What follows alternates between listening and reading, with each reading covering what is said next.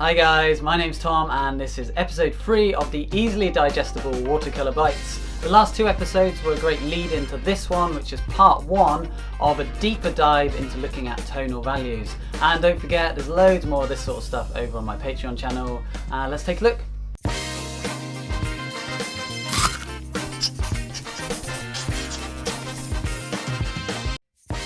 Okay, so we know that tone or value or tonal values are how dark or light something is. When it comes to tonal values, there are endless variations, possibilities and subtleties. However, as artists we can really benefit from A, using tonal values to simplify our subject, and B, keeping our tonal values really simple. Little side note, simple and simplify are terms that are really important and ones that I use a lot. And one of my favourite quotes when it comes to art and creativity was from the late great Charlie Mingus, and it was something along the lines of, making the simple complicated is commonplace. However, making the complicated simple, awesomely simple, that's creativity. Something along those lines. So there's lots more on that to come. And I'm always striving for simplicity in my work, although I feel like I rarely hit it, but that's another topic. So back to point A, which was using tonal values to simplify our subject. And for me this has 2 main purposes. Number 1, it gives us a very understandable and applicable system which we can use to tackle even the most complex or overwhelming of subjects. And number 2, when we use simple patterns of tone, we can very easily create strong designs, and as we saw in the last video, paintings that have a strong design using tone hold together more, i.e. they are more cohesive paintings with a strong, easy to understand visual message. And visual message is another term that you'll hear me use a lot, and another term we'll talk a lot more about. And you could kind of say that the first point is to do with more analysis and the interpretation of our subject, and point 2, which is the creation, is kind of practical application, although there's lots of crossover and they're kind of the same but also sort of different. Useful. So to keep things on track before we go any further, let's do a quick summary and say that tonal values are the foundations of an image. Tone does the hard work and colour gets the glory. I absolutely love this. Someone who watched one of the last videos, and I'll link to them, mentioned this to me because they're also a tutor. We also said that simplifying our subject is vital at all stages of a painting, and using tone to do this is a great tool. So to simplify and use tone to simplify successfully, we need to learn what to look for and also how to simplify tonal values, which neatly takes us on to looking at benefit B, which was the benefit of keeping our tonal values simple. So let's break this down quickly. And of course, sorry to say, we're going to go to the dreaded lit ball. God, well, I should jolly well hope so. It's an excellent teaching aid. I wouldn't be the person I am without it. Right, anyway, first up, let's keep it super simple with 2 tones only, where we have the light side, where the light is hitting, represented by white, and very simply we have the dark side, the shadow, represented by black.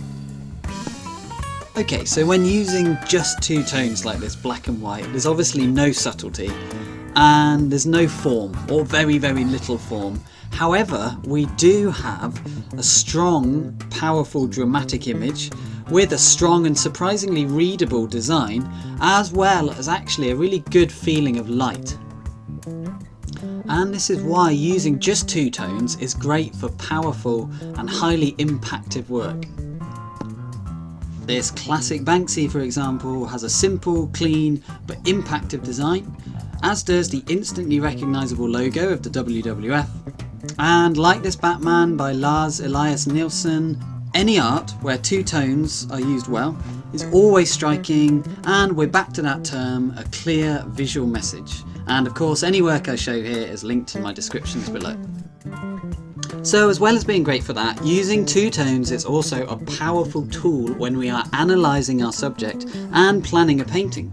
So much so that many artists, myself included, we use this approach to create small thumbnail sketches, or in some cases even small tonal paintings.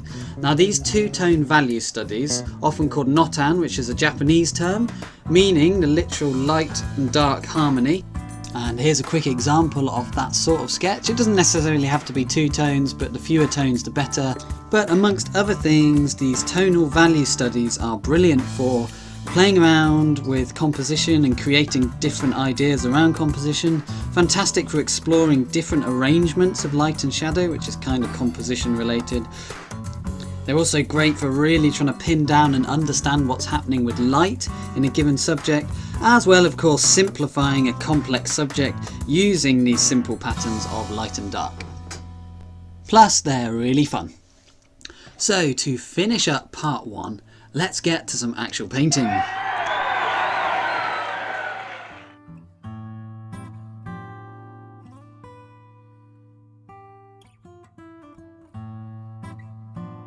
First up, let's have a go at this coastal scene. And although a high contrast image with deep darks and bright lights, both of which are easy to understand and will be either black or white, there are also loads of midtones, which would normally be grey, but in this case we don't have that option.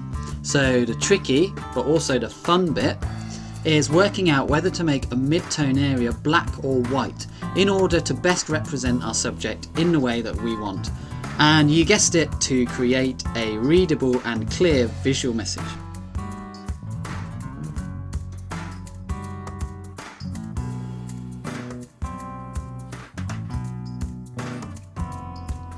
I think I did pretty well with this one, and I actually like the end result.